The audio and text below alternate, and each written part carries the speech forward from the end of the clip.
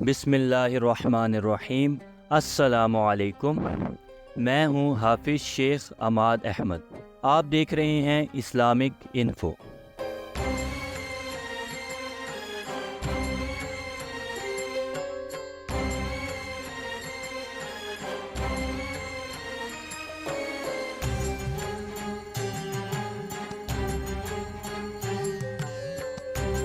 معزز ناظرین، آج بات کی جائے گی حضرت اویس قرنی رضی اللہ تعالیٰ عنہ کے دندان کی قربانی اور عشق رسول صلی اللہ علیہ وآلہ وسلم کی۔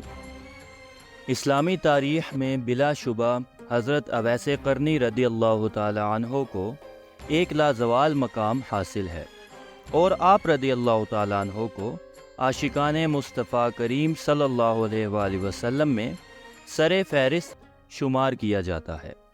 اس سلسلہ میں یہ واقعہ تقریباً تمام تذکرہ نگاروں نے نقل کیا ہے کہ غزوہ احد میں رسول کریم رؤوف الرحیم صلی اللہ علیہ وآلہ وسلم کا دندان مبارک شہید ہوا، تو آپ رضی اللہ تعالیٰ عنہ نے اپنے تمام دانت توڑ ڈالے تھے۔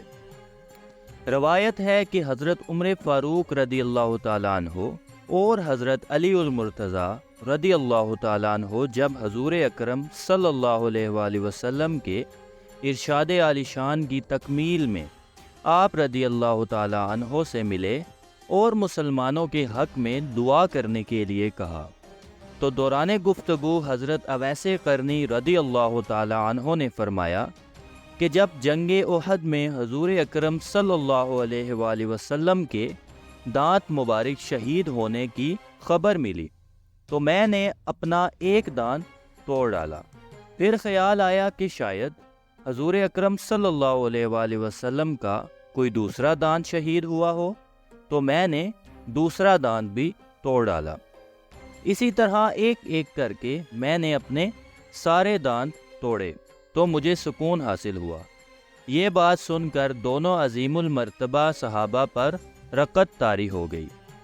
معزز ناظرین، تذکرۃ الاولیاء میں درج ہے کہ اس موقع پر حضرت اویس قرنی رضی اللہ تعالیٰ عنہ نے صحابہ اکرام رضوان اللہ اجمعین سے کہا کہ اگر آپ احباب نبی میں سے ہیں تو بتائیے کہ جنگ احد میں حضور اکرم صلی اللہ علیہ وآلہ وسلم کا کون سا دانت شہید ہوا تھا، اور آپ رضی اللہ تعالیٰ عنہ نے اتباع نبوی میں اپنے دانت کیوں نہ توڑ ڈالے۔ یہ کہہ کر آپ رضی اللہ تعالیٰ عنہ نے اپنے تمام ٹوٹے ہوئے دانت دکھا کر کہا۔ اس کے بعد جو آپ رضی اللہ تعالیٰ عنہ نے فرمایا وہ میں آپ کو پہلے بتا چکا ہوں۔ معزز ناظرین، یہ روایت کچھ عیب سی لگتی ہے، جیسا کہ تقریباً تمام تذکرہ نگار اس روایت پر متفق ہیں کہ حضرت اویس قرنی رضی اللہ تعالیٰ عنہ ایک خلوت پسند یعنی درویش منش شخص تھے، اور لوگوں سے میل ملاپ اچھا خیال نہیں فرماتے تھے۔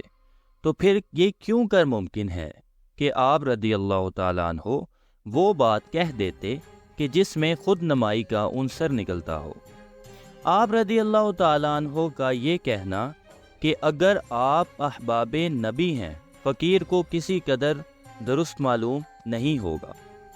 حضرت عمر فاروق رضی اللہ تعالیٰ عنہ اور حضرت علی المرتضیٰ رضی اللہ تعالیٰ عنہ جیسی شخصیات کو اس طرح امتحان میں نہیں ڈالا جا سکتا کہ اگر آپ احباب نبی ہیں، یعنی کیا احباب ہونے کے لیے دانت ہی توڑنا لازمی تھے؟ اور کیا دانت توڑنا اتباع نبوی کہا جا سکتا ہے؟ نہیں، ایسا بالکل بھی نہیں۔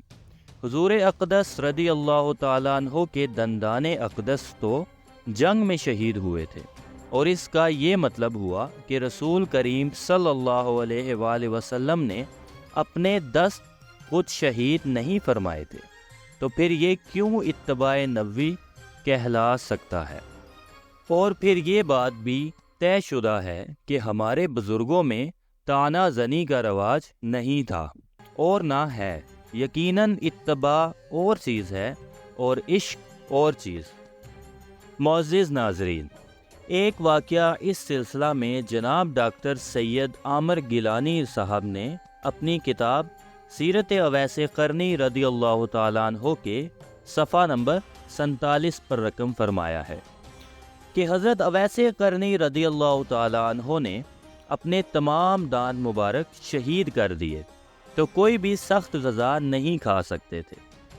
اللہ تعالیٰ کو حضرت اویس قرنی رضی اللہ تعالیٰ عنہ کو اپنے محبوب کے عشق کی یہ ادا اتنی پسند آئی کہ اللہ تعالیٰ نے کیلے کا درخت پیدا فرمایا تاکہ آپ رضی اللہ تعالیٰ عنہ کو نرم غذا مل سکے، جبکہ اس سے قبل کیلے کے درخت یا پھل کا وجود زمین پر نہ تھا۔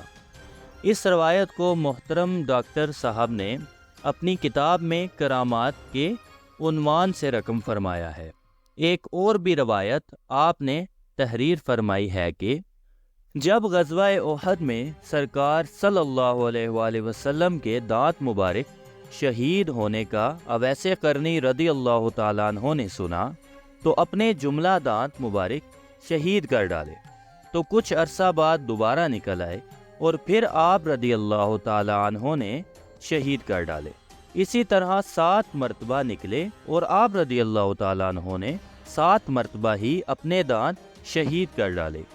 یہ روایات یقیناً محترم سید محمد عامر گیلانی صاحب کا کشف ہی کہی جا سکتی ہیں، کیونکہ اس فقیر نے انہیں بغیر کسی مستند کتاب یا غیر مستند کتاب کے حوالہ کے ہی حاصل کیا ہے۔ اس کے علاوہ محترم سید صاحب نے ایک عجیب سا سوال بھی اپنی کتاب کے صفحہ نمبر 41 پر اٹھایا ہے کہ حضرت عمر فاروق رضی اللہ تعالیٰ عنہ اور حضرت علی المرتضیٰ رضی اللہ تعالیٰ عنہ اگر سرکار دو عالم صلی اللہ علیہ وآلہ وسلم نور مجسم کی محبت کے بے مثال مجسمے تھے، لیکن پھر بھی انہوں نے مدنی تاجدار کے دانت مبارک شہید ہونے پر اپنے دانت نہ توڑے؟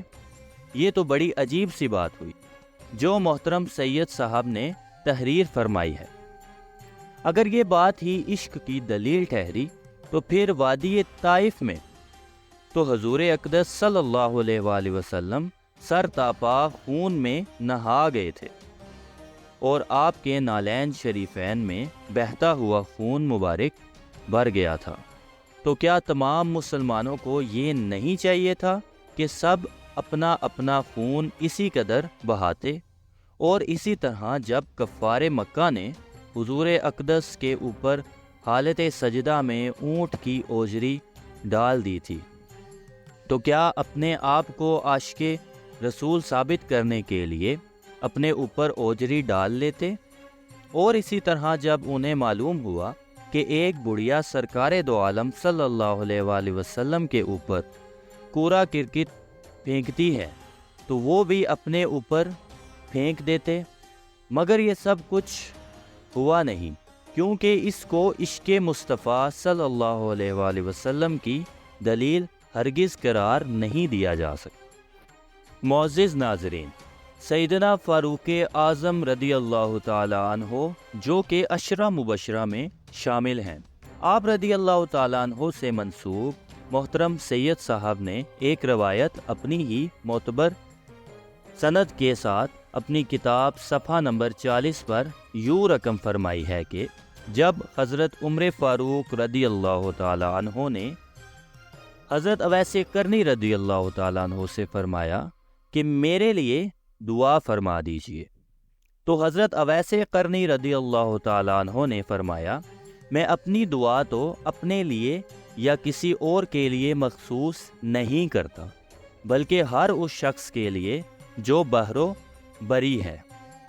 ہر نماز کے بعد مغفرت کی دعا کرتا ہوں اور اللہ تعالیٰ سے تمام مومن مردوں اور عورتوں، مسلمان مردوں اور عورتوں کی بخشش طلب کرتا ہوں۔ پس اے عمر رضی اللہ تعالیٰ عنہ، اگر آپ اپنا ایمان سلامت لے گئے تو میری دعا آپ کو قبر میں ضرور مل جائے گی۔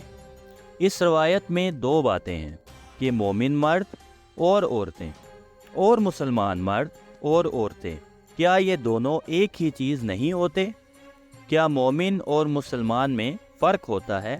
دوسری بات یہ ہے کہ کیا کوئی مسلمان یا مومن یہ خیال کر سکتا ہے کہ حضرت عمر فاروق رضی اللہ تعالیٰ عنہ اپنا ایمان بھی سلامت نہ لے جا سکیں گے؟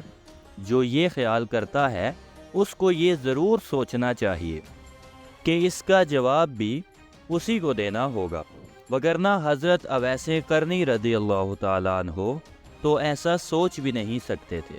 اگر معاذ اللہ سیدنا فاروق اعظم رضی اللہ تعالیٰ عنہ ہی کو یہ کہہ دیا جائے کہ اگر آپ اپنا ایمان سلامت لے گئے تو کروڑوں اربوں مسلمانوں کا تو پھر کوئی بھی پریشان حال نہیں۔